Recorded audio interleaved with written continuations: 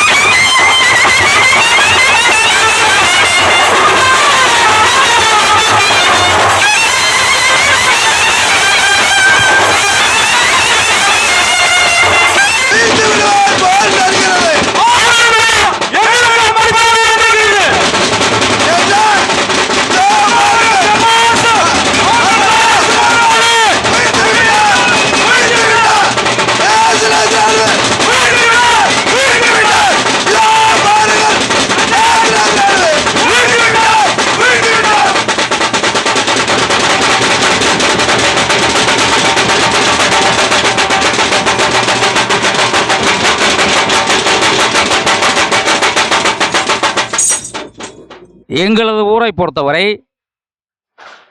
அப்பாவுக்கு பின் மகன், மகனுக்கு பின் பேரன், அப்படி இல்லாமல்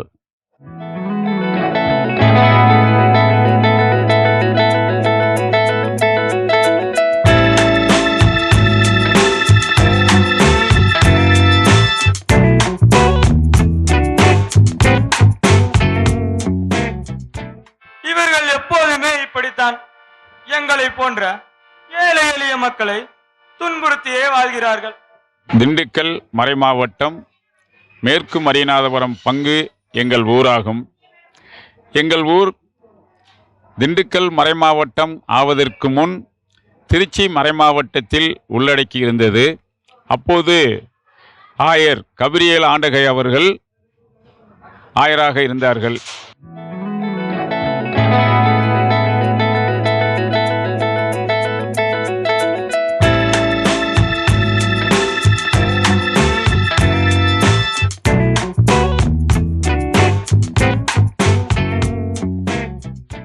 நாங்கள் தனி பங்காக வேண்டும் என்று கேட்டுக்கொண்டதற்கிணங்க அப்போது திருச்சி மறைமாவட்டத்தினுடைய ஆயராக இருந்த லாரன்ஸ் கபிரியேல் ஆண்டகை அவர்கள் எங்கள் ஊருக்கு 1982ஆம் ஆண்டு தனி பங்காக அறிவித்து அன்று பீட்டர் ஜான் என்பவரை முதல் பங்கு தந்தையாக நியமித்தார்கள்.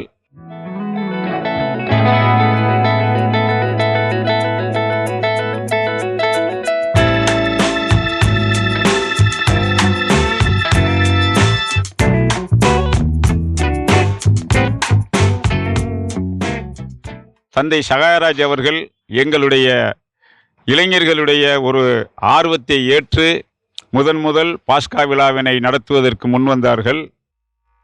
இதில் 300 வெள்ளிக்காசுகள் இருக்கிறது. அந்த யூதாசிற்கு நாங்கள் வெறும் 30 வெள்ளிக்காசுகளை மட்டும்தான் கொடுத்தோம்.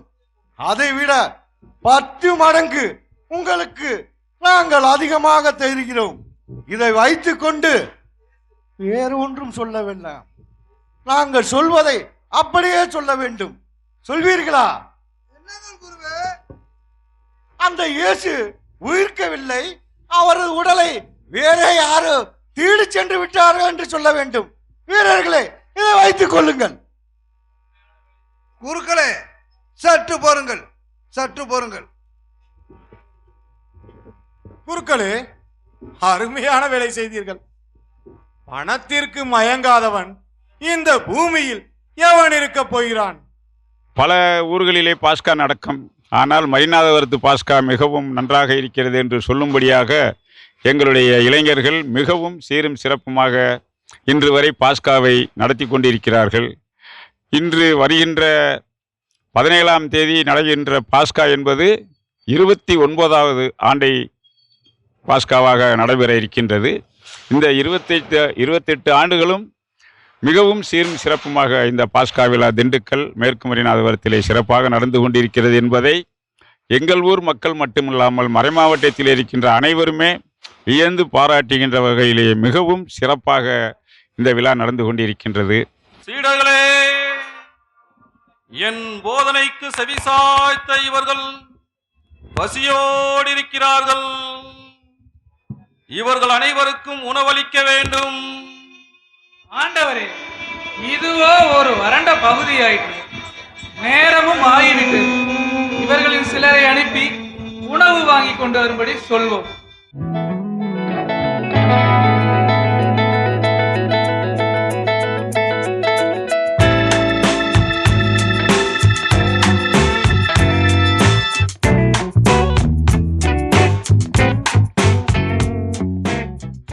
கடந்த 1997 முதலாக அருட்திரு சகையராஜ் தந்தை அவர்கள் இங்கு பங்கு பணியாளராக இருந்த பொழுது இளைஞர்களின் கோரிக்கை வேண்டுகோள் அவர்களுடைய சீரிய முயற்சியின் காரணமாக ஊர் நிர்வாகம் முன்னின்று இந்த பாஸ்காவை நடத்துகின்றது. எங்கள் ஊர் பாஸ்காவை பொறுத்தவரை முற்றிலும் இளைஞர்கள் தன்னார்வத்தோடு செய்து கொண்டிருக்கிறார்கள். சுமார் 60 பேர் இந்த பாஸ்காவில் பாத்திரங்களை ஏற்று சிறப்புடன் பணியாற்றி கொண்டு வருகிறார்கள்.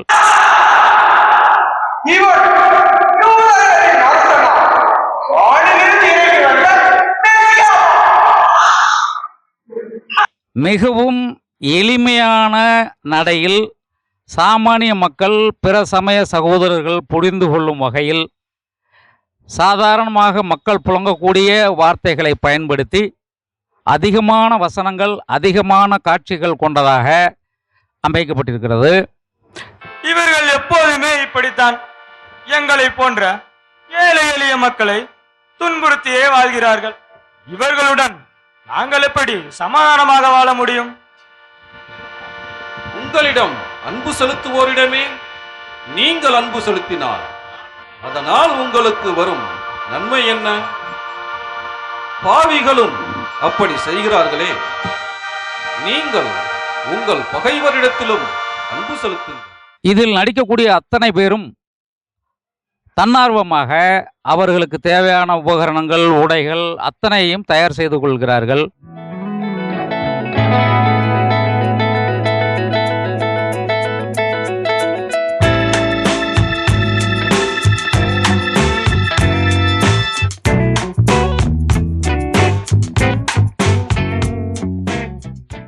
ஒவ்வொரு ஆண்டும் விபூதி புதன் அன்று பாஸ்காவில் நடிக்கக்கூடிய அத்தனை நடிகர்களும் தங்களுடைய வசனங்கள் அடங்கிய கையேடாக இருக்கக்கூடிய பிரதிகள் பெறுவார்கள். அப்படி பெறும்பொழுது அவர்கள் துறவு உடை போல காவி உடை அணிந்து பயபக்தியோடு அந்த பொறுப்பை ஏற்றுக்கொள்வதோடு பாஸ்கா முடியும் வரை தவ வாழ்வது போல இறை தொண்டு செய்வதற்காக தங்களை அர்ப்பணித்து கொண்டு இறைவனுக்கு உகந்த நடவடிக்கைகளை மேற்கொண்டு இந்த பாஸ்கா சிறப்புற பாடுபடுகிறார்கள்.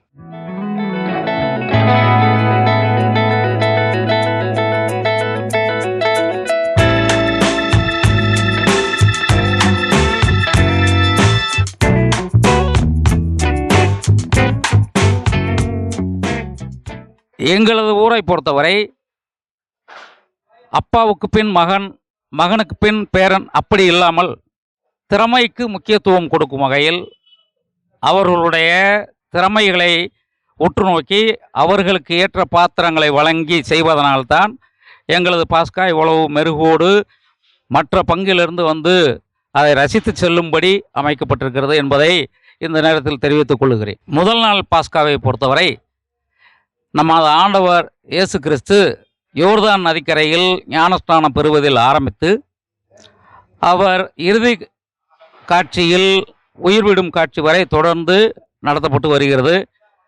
மொத்தம் 16 காட்சிகள் அமைக்கப்பட்டிருக்கிறது. இயேசு உயிர்விடும் காட்சி முடிவுற்ற பின் தூம்பா அமைக்கப்பட்டு ஊர்வலமாக மக்கள் பார்வைக்கு வைக்கப்பட்டு பக்தி பிரதியோடு அனைவரும் அந்த தூம்பாவை பின்தொடர்ந்து செல்வதை வழக்கமாக கொண்டிருக்கிறார்கள். சுத்த தேவகுமாரனே, என்றும் வாழும் இறைவனின் திருமகனே, நீர் படும் வேதனைகளை உமது தந்தையாம் பரமபிதா கண்ணோக்கி இருக்கின்றார்.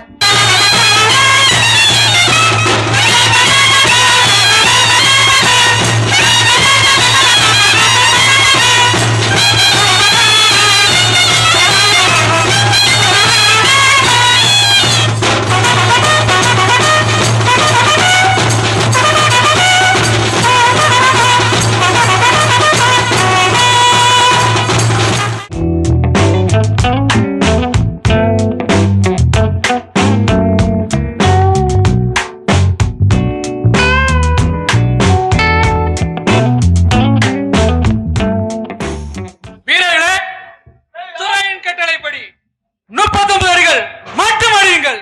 1 2 3 6 8 13 21 25 28 30 32 33 34 35 36 37 38 39 பாத நிறுத்துங்கள். துறையின் கட்டளைப்படி அடித்து விட்டீர்கள். இவர்களை துறையிடம் கொண்டு வருங்கள். இந்த டோமை சட்டம் வேறு, எங்கள் வேலை சட்டம் வேறு. வீரர்களே, இவன் தன்னை அரசன் என்று சொன்னான் அல்ல.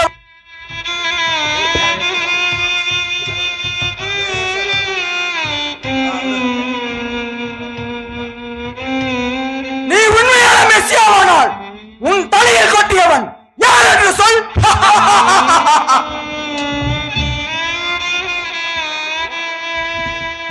போதகரே, ஓ போதகரே, இதோ உமக்கு உண்மையில் வல்லமை உண்டனில் உன்னை காலால் உதைப்பவன் யார் என்று சரியாக சொல், பார்ப்போம். இவன் தோளில் சுமத்துங்கள்.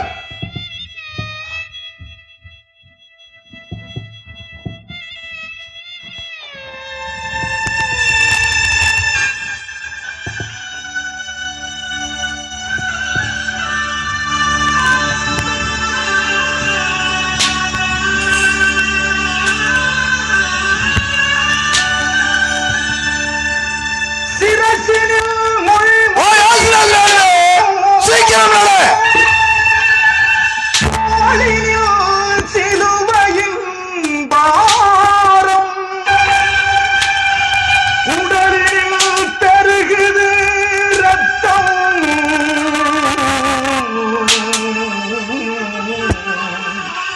இதுவே இறைவனின் சித்தம். இதுவே இறைவனின் சித்தம். பாவப்பினி தீர்க்க வந்தீரோ,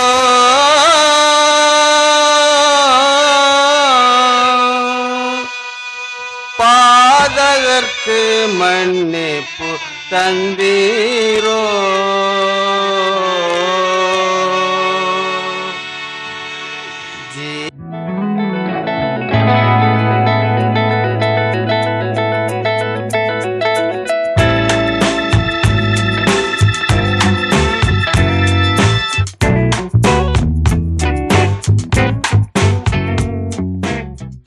இரண்டாம் நாள் பொறுத்தவரை சாமானிய மக்களை பாவத்தில் விழ வைத்து நரகத்திற்கு இட்டு செல்லும் லூசி அதனுடைய தோழர்களுடைய அட்டகாசங்கள் 5 காட்சிகள் அமைக்கப்பட்டு, நரக காட்சிகள் முடிந்த பின் உயிர்ப்பு காட்சிகள் தொடர்ந்து 4 நடத்தப்பட்டு, பாஸ்கா உயிர்ப்புக்கு பின் நிறைவு பெற்று உயிர்த்த ஆண்டவருடைய தேர்ப்பவனியானது அடுத்த நாள் நடைபெறும். அதில் மக்கள் அனைவரும் பங்கு பெற்று இறையாசிர் பெற்று செல்வார்கள் என்பதை தெரிவித்துக் கொள்கிறேன். ஜாக்கிரதையாக காவல் செய்ய வேண்டும். இதில் ஏதேனும் தவறு ஏற்பட்டால் உங்கள் அனைவரின் தலையும் தப்பாது என்பதை புரிந்து கொள்ளுங்கள்.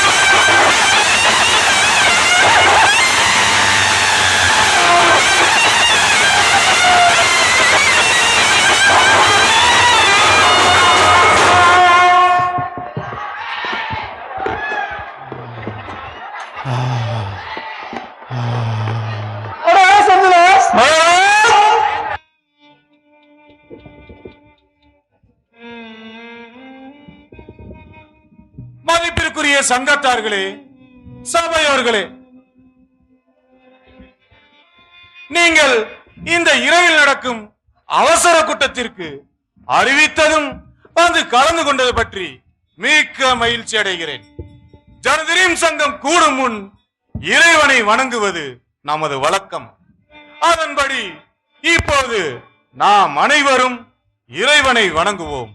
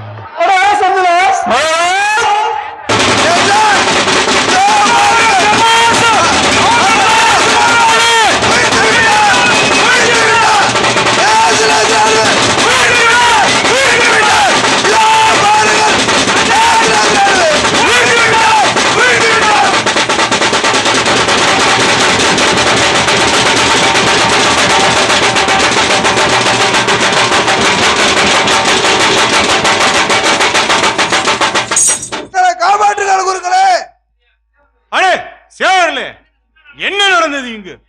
ஏன் இங்கு அங்கும் இங்கும் ஓடிக்கொண்டிருக்கிறீர்கள்? குருக்களே, தாங்கள் சொன்னபடி அந்த கல்லறையை வெகு ஜாக்கிரதையோடு கண்விழித்து பாதுகாத்துக் கொண்டிருந்தோம் குருவே. அப்பொழுது அந்த மனிதன் அந்த கல்லறையில் இருந்து பிரகாசமான ஒளியுடன் அந்த மனிதன் அந்த இயேசு நாசரேயனை உயிர்த்து விட்டார். நிறுத்துங்கள். என்ன தைரியம் இருந்தால் எங்கள் முன்னே இப்படி சொல்வீர்கள்? ஆம் குருவே, அந்த இயேசு நாசரேயனை உயிர்த்து விட்டார். அடையர்களே, மூடுங்கள் உங்கள் வாயை. இறந்து போன மனிதன் எவனும் உயிர் பெற்று வருவதாக சரித்திரம் இல்லை. அப்படி இருக்க அந்த இயேசு மட்டும் எப்படி உயிர் பெற்று இருக்க முடியும்? இவர்கள் சொல்வதை பார்த்தால் அங்கே ஏதோ நடக்க கூடாது ஒன்று நடந்திருக்கும் போல் தெரிகிறது. இவர்களை சமாளிக்க நான் ஒரு வழி வைத்திருக்கிறேன். இதில் 300 வெள்ளிக்காசுகள் இருக்கிறது. அந்த யூதாசிற்கு நாங்கள் வெறும் 30 வெள்ளிக்காசுகளை மட்டும்தான் கொடுத்தோம். அதைவிட 10 மடங்கு உங்களுக்கு நாங்கள் அதிகமாக தருகிறோம். இதை வைத்துக் கொண்டு வேறு ஒன்றும் சொல்ல வேண்டாம். நாங்கள் சொல்வதை அப்படியே சொல்ல வேண்டும். சொல்வீர்களா? அந்த இயேசு உயிர்க்கவில்லை, அவரது உடலை வேற யாரோ தீடு சென்று விட்டார்கள் என்று சொல்ல வேண்டும். வீரர்களே, இதை வைத்துக் கொள்ளுங்கள். குருக்களே, சற்று போருங்கள்.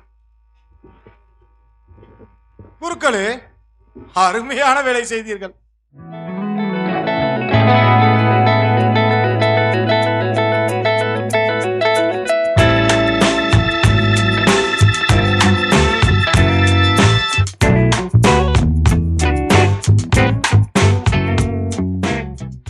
என்ன இது?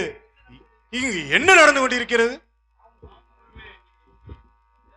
குருவே, எனக்கும் ஒன்றும் புரியவில்லை.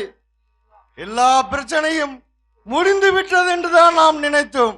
ஆனால் முற்றிவிட்டதே. குருவே, இனி என்ன நடக்குமோ என்று தெரியவில்லையே. நாளை நம் கதி அதோ கதிதான்.